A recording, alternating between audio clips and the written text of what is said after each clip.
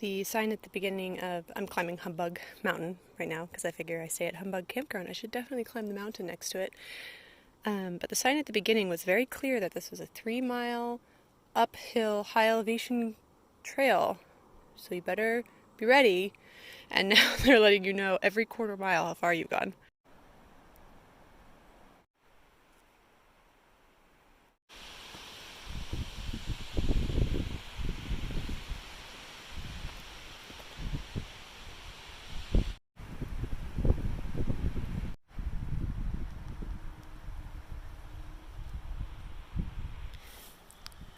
I always put my freeze-dried fruit in the milk first and let them rehydrate for a little bit.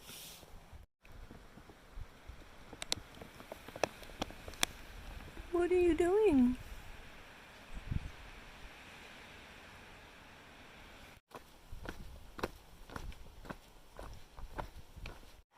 This is one of the signs I mentioned earlier. So I started here, took the western route up to the summit, and then the eastern route back. And then I might try to, I don't think I'll be able to hitch out from here to skip. There's like 5 miles of road. And I don't think I'll be able to hitch here because no one's coming down from the mountain yet.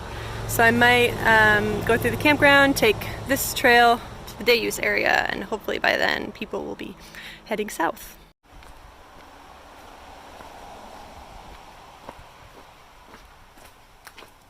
I'm on this road through the campground for the first, second, third time, and each time I pick a lot of blackberries. Back where I started this morning, that's the hiker-biker camp. I think this is called the Fern Valley Trail or something.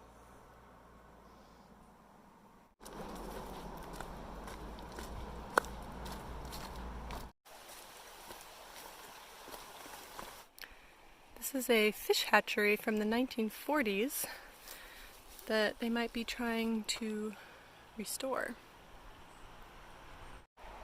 This kind of tree apparently is called a myrtlewood. This is the myrtlewood grove. I followed the fern trail to this day use area.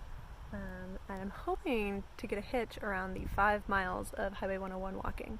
But this area isn't quite as popular as I thought it would be. I've only seen 2 cars so far, and the one was going north. Not sure about this one. Okay, I have a ride, but the guy says that his dog will bite me if I'm in the cab, so I'm going to be in the back of the pickup truck on Highway 101. He said if I stay low, it should be fine. So we'll see how this goes.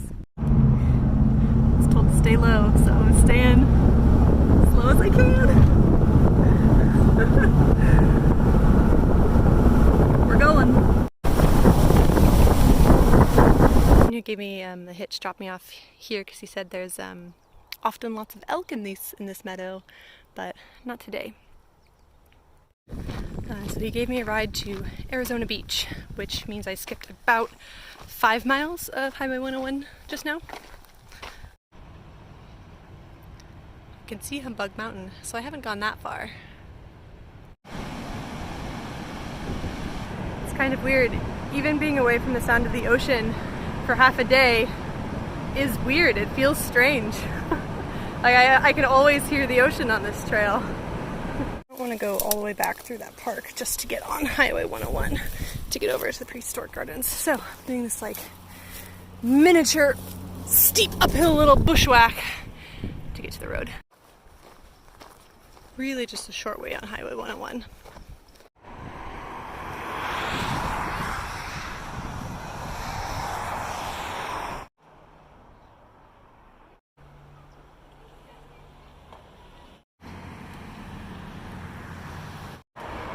$12 for admission, so I don't think I'm gonna go in.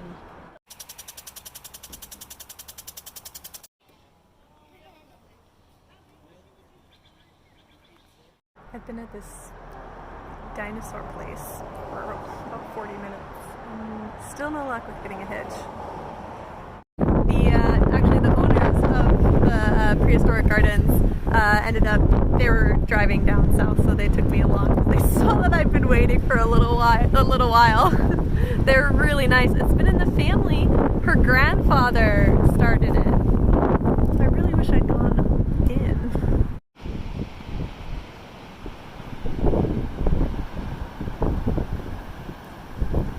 This is Sisters Rocks.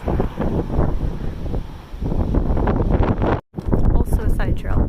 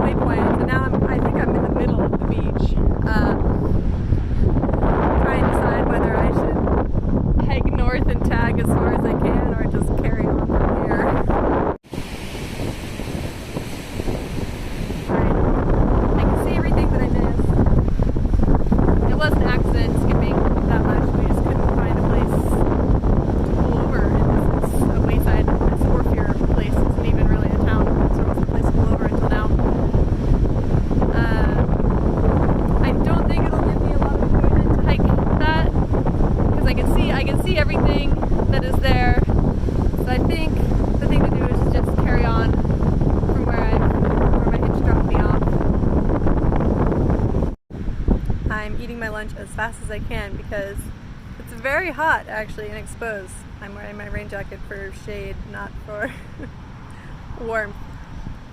But I haven't really had food all day because I've been on hitch alert. So I wanted to be ready to jump in a car at a moment's notice. So I finally get my wrap. Got Justin's hazelnut chocolate butter and coconut and some dried bananas.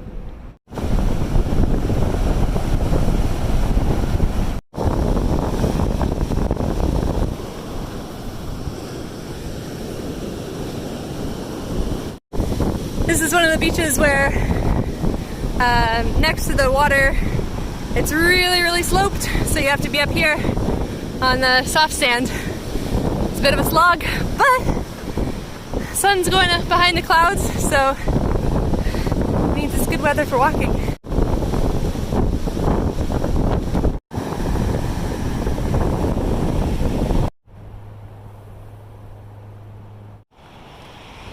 I'm going into Nessica.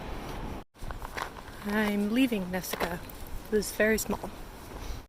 I'm on Highway 101 for just a little bit.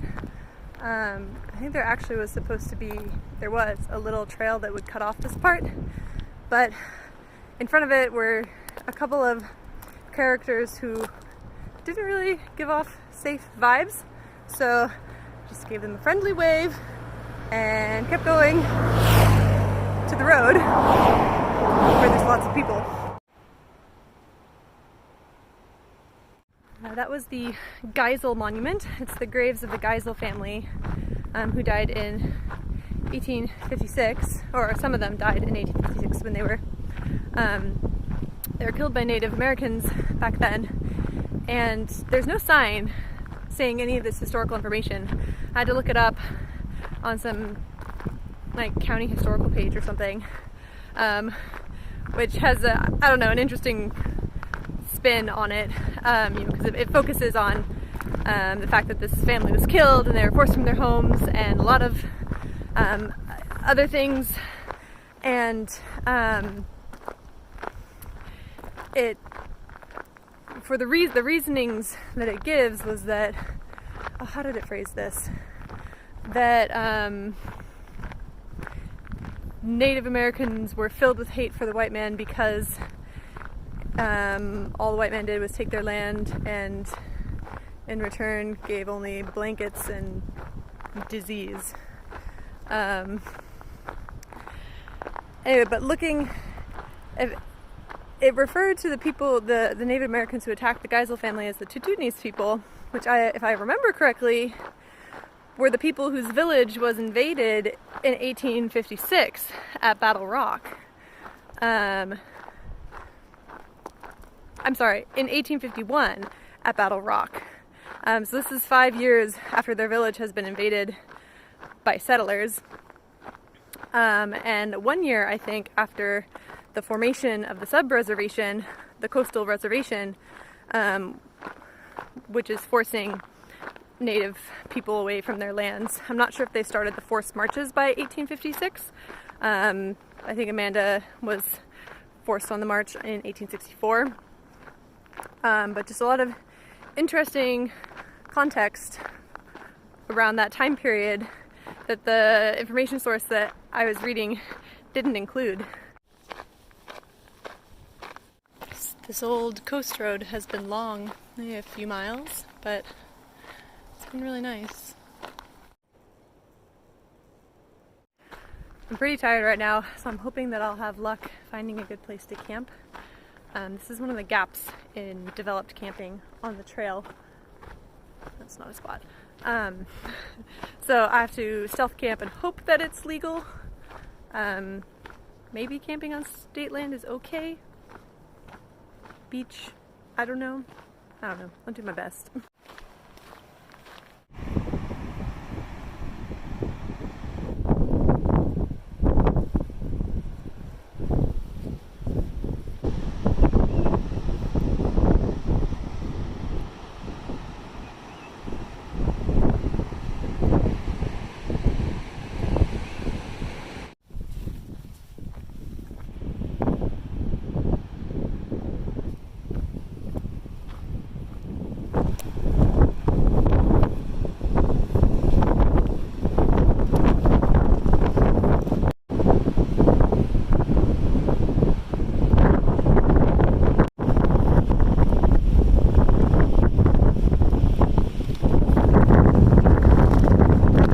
Got my water magic